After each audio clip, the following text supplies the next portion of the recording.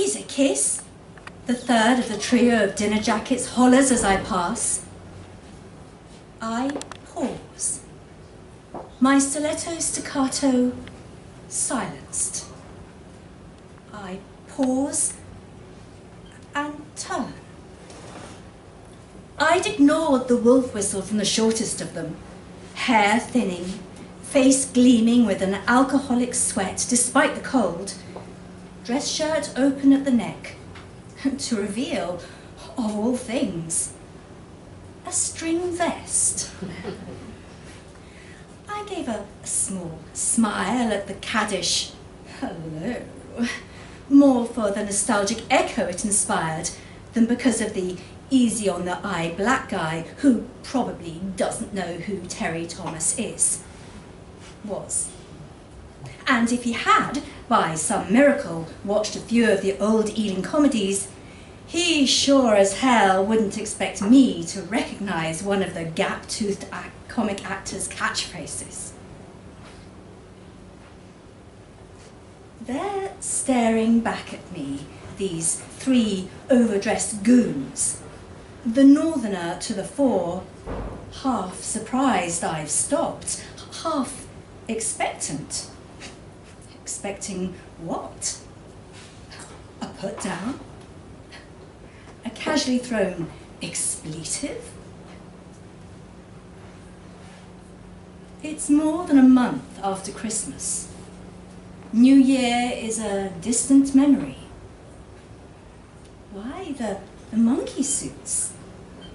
Do they work for some company saving money by having their annual bash in the cold, grey beginnings of the year? Or perhaps they've been to some industry awards ceremony, the free alcohol cutting through the tedium of the speeches before continuing on at a pub that doesn't allow vaping, forcing them outside to ogle girls walking by. Doesn't really matter, but why tonight, of all nights? It'll cost you, I hear myself say. His friends leer as he reaches for his wallet. Not money. I shake my head. He looks confused. No doubt, he's the sort of man whom money is always the correct answer. What then? A day. The leers return. I should be in an Uber right now. Should be sailing past all this late night crap. But I'm on an enforced economy drive and it's an hour before the tubes stop running. Who do they think I am? The long winter coat covers the shimmery cocktail dress, but not the glimpse of stockings, not the high heels. Does the northerner really think I'm offering 24 hours of unbridled passion as a reward for heckling me in the street? In his fucking dreams. I spell it out for him, for them. We kiss, you get a day older, and I get a day younger. Deal? They don't believe me. Why should they?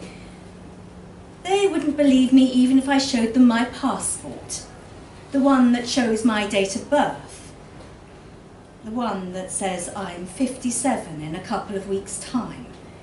It's in the old navy blue style, and, well, it's pretty much useless as a form of ID, as I've not been able to renew it these last 3 decades.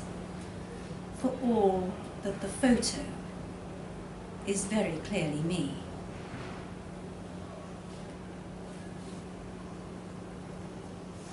I'm cursed.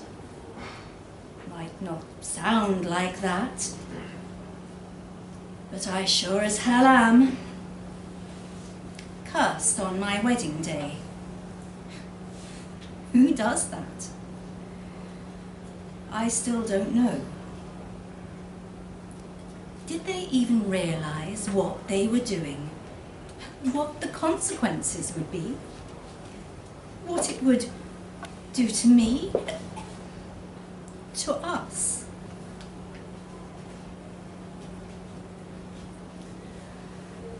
The curse was left along with all the other gifts, the toasters, the crockery, written down on a piece of stiff card, though not in English, not even in the alphabet I learnt at school. Something Slavic, but not apparently Russian. The card was initialed rather than signed. Initials telling us no more than the indecipherable scrawl.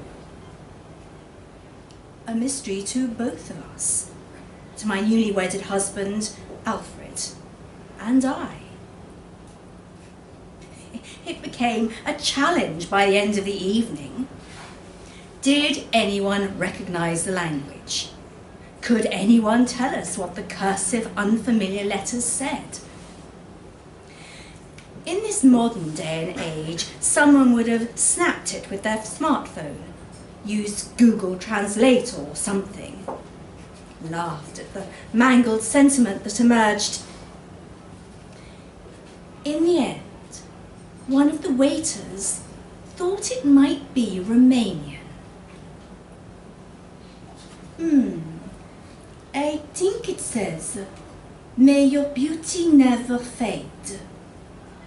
May you get younger with every kiss." We laughed, plied the embarrassed waiter with drink, and danced the rest of the night away. The card was lost in the chaos of our midnight departure. Lost and forgotten. For a while, anyway.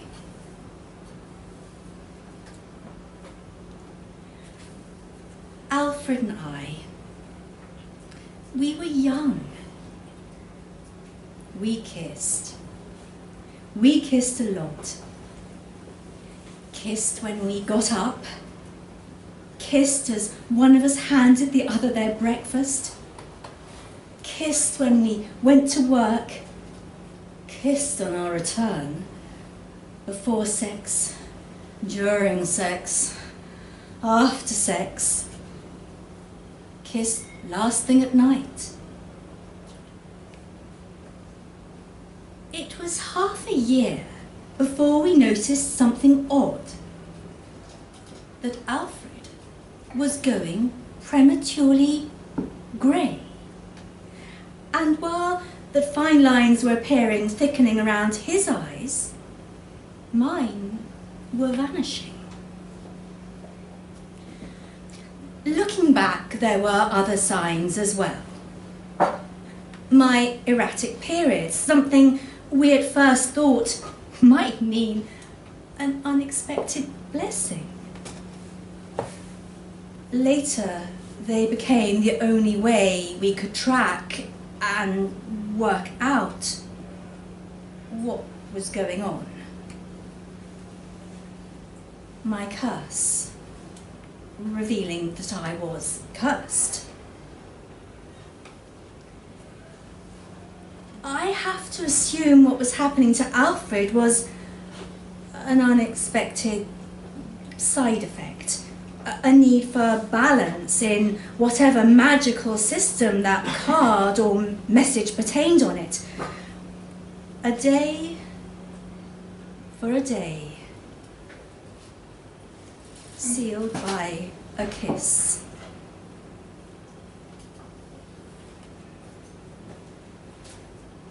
It was 3 more months before we pieced the impossible together. By then, according to my best guesstimate, I'd stolen a decade from Alfred. He was 37. I was 17 again. And there was no way ever to close the gap.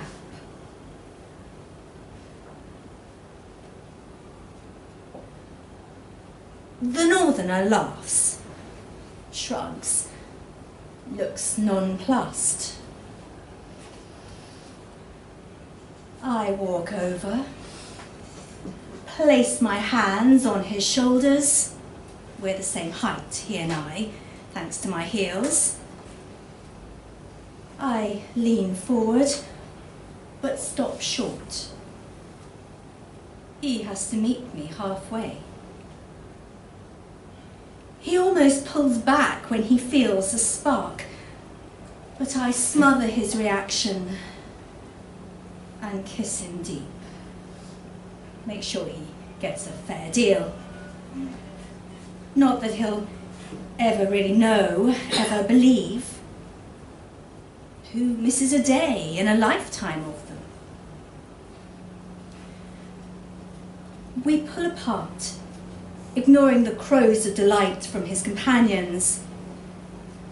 He's flushed, uncertain. Probably wants to know how it was for me. I can taste stale biscuit lager and something vaguely fishy from whatever food went with whatever event he was at earlier that evening. Anyone else? I say, eyeing his friends. I'm not entirely surprised. Neither of them step forward. And I stride away before they have second thoughts. "Eh?" the northerner calls after me. "At least give me your number." I keep walking.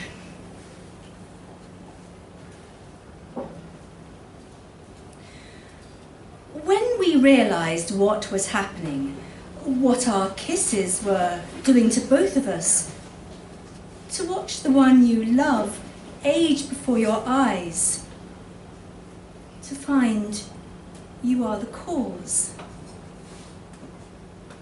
it destroyed us. And 17 was too young for both of us. There was only one way to change that. To let nature retake its course. Problem was, it did the same for Alfred, adding insult to injury. Maintained a gap that could only grow wider. Unless we never kissed again. Problem was, Alfred couldn't stand for that. Problem was, he hit retirement age 20 years before his pension kicked in. Problem is, the only jobs I can get are cash in hand. No ID check required. No risk of disbelief when age and looks don't match. And the best way to keep earning anything at all was to trade on what I'd not asked for, what I didn't deserve. My youthful looks, my never-fading beauty. So I'm trapped. I can make enough to survive only if I never get any older. Stay the age I was when I was at my most beautiful, the year I met Alfred.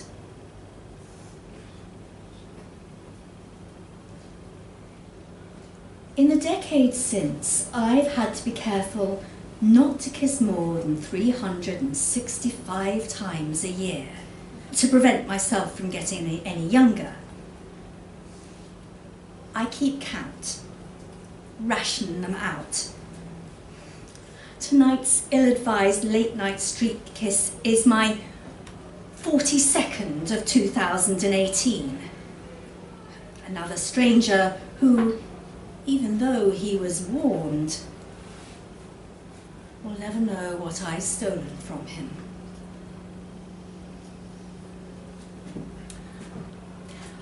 I let myself in. I can hear the television, though I know it's not being watched. It's not loud enough. There's a shuffling, and an old man appears wearing slippers and a dressing gown and a woolly hat. Defence against the heating that's timed to go off an hour ago, when people his age should be in bed. Alfred. My heart stumbles in my chest. Been a good girl? He asks as he clumsily helps me off with my coat. I nod and shiver in the draughty hallway. I don't tell him about the northerner. He pulls me to him, wraps his arms around me. I don't resist it. It really is cold. Plus, he's more fragile than he looks. He spent 2 months on a geriatric ward recovering from a broken hip last year. Hated every minute of it.